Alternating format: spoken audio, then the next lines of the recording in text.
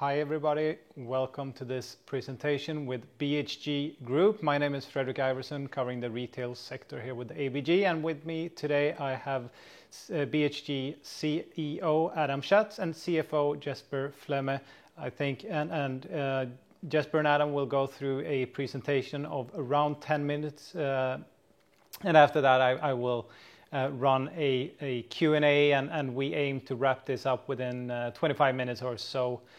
So with that, I will hand the word over to Adam.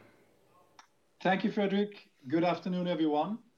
2020 was truly a transformative year for BHG, and our Q1 report, which we released a month ago, confirmed that 2021 has started in a similar vein, with continued strong and profitable organic growth and with very strong performances in recently acquired businesses.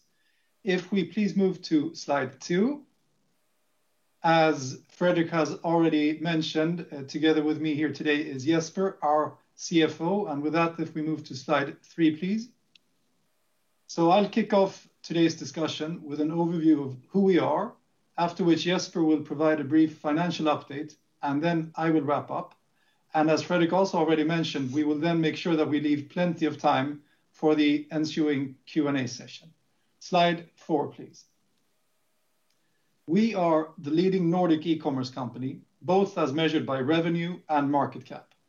At the start of this year, the BHG share graduated, and we are now a proud member of the large cap segment on Nasdaq Stockholm. We operate in the home improvement market through our two similarly sized segments, do-it-yourself and home furnishing. Our complete customer offering, what we call the Bhg Ecosystem, comprises the market's leading portfolio of well-known external brands and our own private label range, a physical infrastructure of showrooms, product experts, and complementary services, such as our own last-mile deliveries within home furnishing and installation services within DIY. We have a history of coupling fast growth with profitability and cash flow generation, bearing out the strength of our strategy and business model. In 2020, we grew by 43% to reach net sales of 9 billion SEK. At the same time, we delivered our highest EBIT as well as our highest EBIT margin to date. As Jesper will soon show, our growth was accelerating already in the quarters leading up to the pandemic, and growth has since accelerated further. We were well placed to capitalize on the changing consumer behaviors in the wake of the pandemic, favoring the online channel in general, and also leading to consumers dedicating a higher share of wallet to home improvement specifically. Slide 5, please. Applying a compounder model, we couple organic initiatives with an active M&A agenda, where the latter acts as an accelerant of both growth and strategy execution. Speaking of strategy execution, our organic initiatives revolve around 4 strategic pillars. Firstly, a leading and ever-expanding product range, now including over 1 million unique products. Secondly, size and scale, so that we can consistently match our competitors' lowest prices on the part of the assortment that has a high degree of price transparency, but also as an enabler for us to have a high share of net sales from our own brands, which comprise around 50% of revenue. Thirdly, providing the best digital shopping experience and maximizing the use of the vast amounts of data that flows through our systems, including that generated by the over 300 million visits our web shops saw in 2020. And finally, fourthly, supporting our digital footprint with physical infrastructure in the form of a network of showrooms, as well as our own last-mile delivery capabilities and installation services. The first 2 pillars ensure that the product offering forms the base, while the second 2 ensure that we always place the customer at the center. Execution along our 4 strategic pillars is then supercharged by M&A. This year alone, we welcomed 4 new stars to the BHG Galaxy, including the team from Nordic Nest, our largest acquisition to date. And with our latest acquisition, that of Hafa Bathroom Group, we have now made 35 acquisitions since our journey began. Each one of these acquisitions has materially contributed to 1 or more of the 4 strategic pillars you see on the left-hand side here. Our acquisition pipeline is full, and although it is always difficult to predict when the next acquisition will materialize, we intend to maintain a high pace also going forward. I'll now hand it over to Jesper, so moving to slide 6, please. Thank you, Adam. Slide 7. Slide 7. As you said, 2020 was a year like no other for BHG, and 2021 has started in a similar vein, with continued strong organic growth and with very strong performances in recently acquired businesses. Total growth amounted to 58%, organic growth to 37%, and pro forma organic growth to 43%. The pro forma organic growth number shows both the importance of Nordic Nest and the continuous stellar performance of the business. Net sales reached 2.6 billion SEK. Adjusted EBIT came in at 184 million SEK, corresponding to an adjusted EBIT margin of 7.2%, and cash flow from operating activities amounted to 120 million SEK, despite Q1 typically not being a strong quarter from a cash flow perspective. Our performance shows that consumer interest in the home improvement remained high, but also that the accelerated shift towards the online channel has continued. In a strong overall market, which we believe grew by around 10%, BHG took significant further market share. Taking the segment view, the home furnishing segment was further boosted by the inclusion of Nordic Nest, as well as a strong growth in our Eastern European markets, while the do-it-yourself segment continued on its accelerated path with strong trading in all units, including our large Swedish and Finnish platforms, and was turbocharged by the performance of our private label and own brand businesses. Slide 8, please. Zooming in on the organic growth trajectory, we are now reporting our 6th quarter in a row with a growth above 15% level or communicated target over a business cycle. Again, with a 37% organic growth this past quarter and 43% including Nordic Nest on a pro forma basis, Q1 saw a further acceleration on the past 2 excellent quarters. Back to you, Adam. Thank you, Jesper. Slide 9, please. And then moving quickly on to slide 10, please. So as we enter our 9th year since inception, some key metrics describing who we are today at a glance. Firstly, on the left-hand side, our CAGR since 2014 exceeds 40%. In this period, EBIT has grown by more than 100% per annum. Our EBIT margin on an LTM basis stands at 8.1% and is generated by our over 100 customer-facing web properties.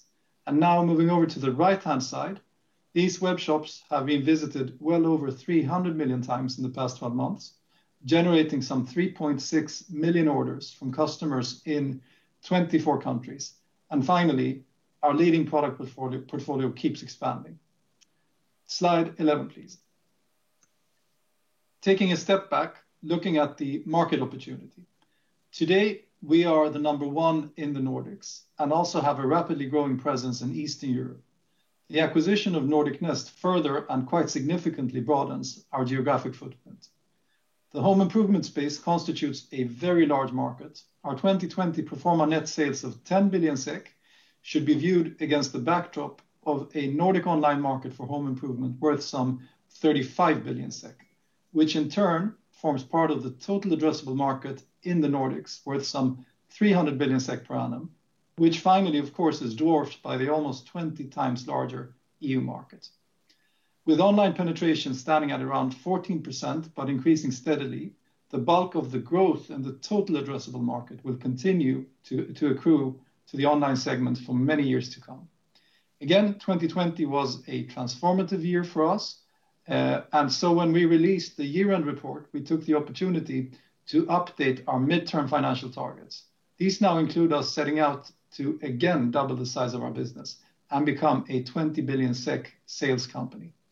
The 20 billion target should be viewed in light of the large and still significantly underpenetrated total addressable market, as well as our own strong historical and recent performance, and the high rate that we continue to maintain in adding new businesses under our umbrella through M&A. Our path forward is thus clear, and the past quarter shows the progress that we continue to make along this path. This concludes the presentation, and let us now move on to the Q&A session. Over to you, Fredrik. Thank you, Adam and Jesper, for a good presentation. I'll follow up with a few questions from my side. Maybe, if I recall correctly, you were speaking about a continuously strong demand when we heard you on the Q1 presentation a month ago in April. And curious to hear what you've seen in May. Are you still seeing the same kind of demand market-wise as you saw 1 month ago? That's my first question. Sure. Thank you, Fredrik. That's of course a super valid question. However, we are quite cautious in between our quarters in terms of what information we share on current trading. So we really only fully update the community in conjunction with our reports. And since a few quarters back, we've taken to the practice of also being quite clear about how performance into the new quarter, to the date of the release of the report, which was the 27th of April, if I recall correctly, how those weeks have gone. And you're quite right that we were very pleased with demand holding up well. And so I don't want to say too much directly about the month that has passed since, but I can say that generally the remarks that we made in the report about the potential risks, I think that was well phrased by us in a balanced way. And what we said, just to remind everyone, was that in terms of the balance of risk between demand suddenly evaporating and supply challenges being at the fore, we maintain that in the short term, we are handling supply challenges, and that's where most of our energy goes right now, rather than seeing this risk of demands suddenly falling off a cliff. So that's what we said then, and I think we phrased that well, if I put it that way. Yeah, I appreciate that, Adam. Thank you for the answer anyways. And maybe if we can take a step back instead, looking at 2020, obviously it was a very volatile few months during March, April, May last year. Would you care to sort of give us a feeling for the various months and the performance in, for instance, April versus May, just to get a feeling for the comparables? Yes, it was a super interesting, exciting time for us. I guess just like everyone else, we weren't entirely clear on how the pandemic would affect our business in the earliest stages. So we're now in mid-March, and the world has realized, and consumers have realized, that what was a local epidemic is actually a global pandemic. And for a week or so, third week of March, consumers hesitated. And then demand picked up significantly and basically exploded in the last 2 weeks of April, first 2 weeks of May. Those were the weeks with the highest demand that we saw last year. But demand was also at a high and very, very solid level in all of the other weeks in the second quarter. So the second quarter as a whole, as Jesper's slide showed, was the single quarter in the past 12 months that we grew the most. And so it was overall a very, very strong quarter with, again, the turn of month between April and May seeing the highest peaks in demand. And some differences between the countries, but basically, in all of the Nordics, the overall pattern looked like that. Thank you. And then maybe moving on to M&A, you mentioned it a couple of times in the presentation, Adam. Obviously an important growth pillar for your company. And I guess as your base is getting bigger and bigger by the minute, you will need to either make more small bolt-on acquisitions or a few larger ones like the one we saw of the Nordic Nest, for instance. I'd be curious to hear if you have any preference for either small bolt-ons or larger, fewer ones. Right. Overall, our strategy remains as it's looked in the past few years. So if I just briefly share what that looks like, we, just as you say, we do quite a lot of what we call category catalyst type acquisitions. Those are the bolt-ons, and what unites them is that they all very meaningfully contribute to one or other aspect of our product assortment expansion. Lately, many of those acquisitions have been within the DIY segment and focused on bolt-ons that have a high share of sales coming from their own brands or their private label portfolios. We also, from time to time, do larger acquisitions. We call them platform acquisitions. And the most recent one we've done is the Nordic Nest acquisition. It happens to be the largest we've done to date, but it also is a platform acquisition in the sense that it meaningfully extends our reach into something that is new to us, although it fits really well under our umbrella. We had been looking at the affordable luxury segment for quite a while, and we had decided for various reasons that our entry into that segment should be via a platform acquisition rather than piece by piece doing category catalyst acquisitions. And now that we have established the platform through Nordic Nest in the affordable luxury segment, we are fully prepared to add bolt-ons to that vertical as we see it.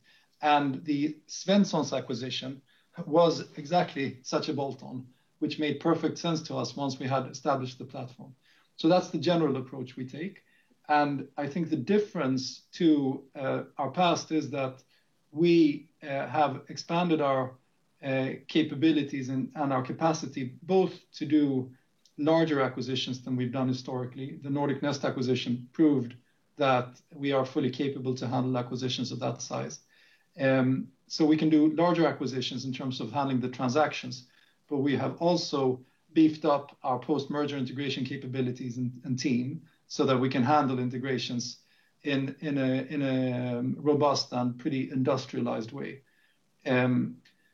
So what that means, and the law of big numbers, as you also refer to, means is that in order for us to be able to add between 5 and 10 percentage points to our top line from acquisitions, which is part of our stated midterm target, we will be including platforms, Nordic Nest style, in the acquisitions in the time to come.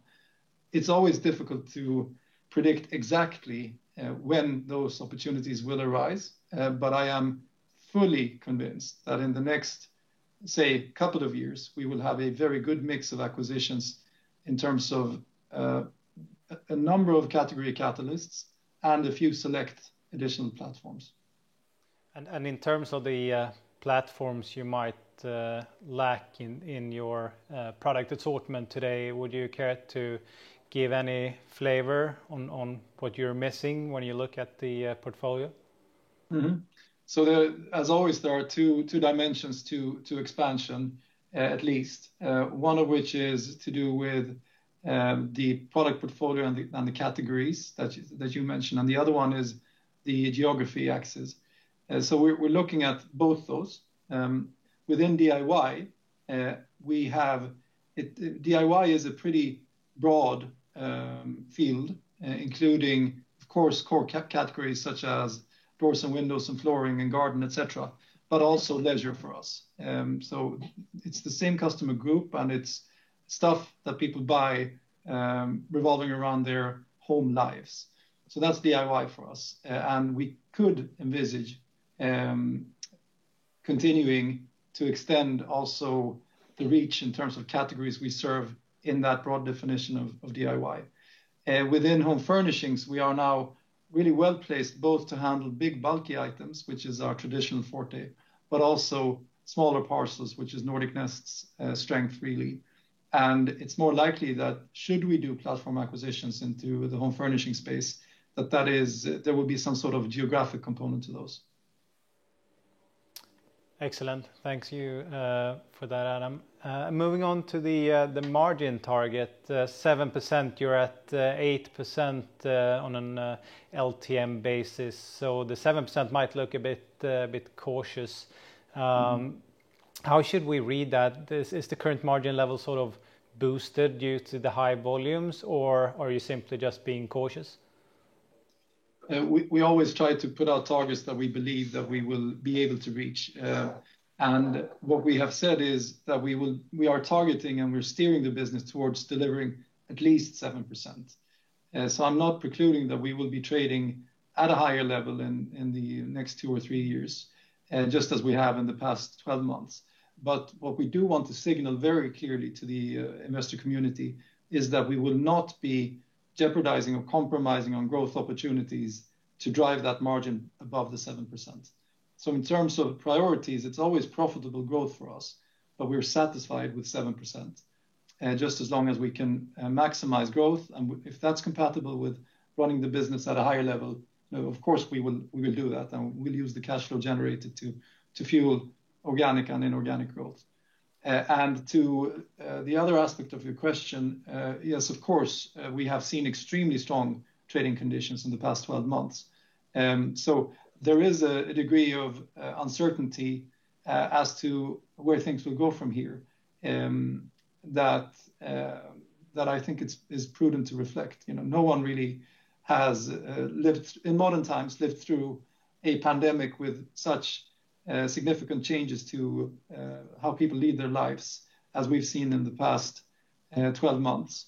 And what the next 12 months hold for us in terms of the macroeconomic environment, just to mention one field, of course, there's a degree of uncertainty that is, I would say, higher than usual there.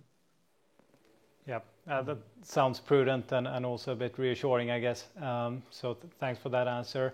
I think we have room for maybe 1 or possibly 2 questions.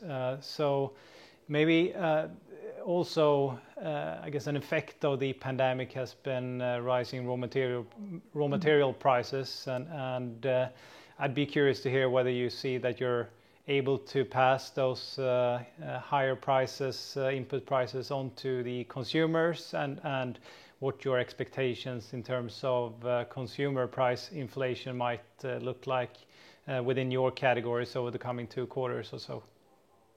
Sure. So some truths will hold forever, like supply and demand needing to meet in that middle in the graph that we all learned when we studied economics. So that's the fundamental laws that we operate under,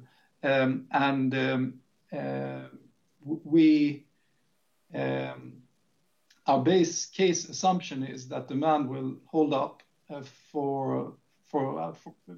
in the near term at least, and with the supply constraints that definitely are not a BHG situation, they are a market-wide situation. And as I've commented on previously, let me be really clear on this again here.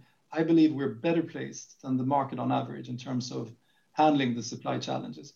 But with the supply challenges combined with demand holding up, that should mean that cost increases will be passed on to consumers to a very high degree. But that all, of course, depends on how supply and demand develops going forward. I think more or less all of our competitors and peers have very similar sourcing in terms of raw material composition, but also geographies and currencies and freight rates and all of that. That affects everyone equally. So the one that is the best placed in terms of having been the smartest in positioning themselves for meeting the demand as it develops, those will be the winners. And I, of course, hope that we will be in that spot. And we do too. I think we managed to make this in 25 minutes, so good job. I want to thank you, especially Adam and Jesper, for joining in today, and thank you also the audience for listening in. And then we're looking forward to hearing you when you report Q2 numbers in a while. We do too. Thanks a lot, Fredrik. Thanks, everyone. Thank you.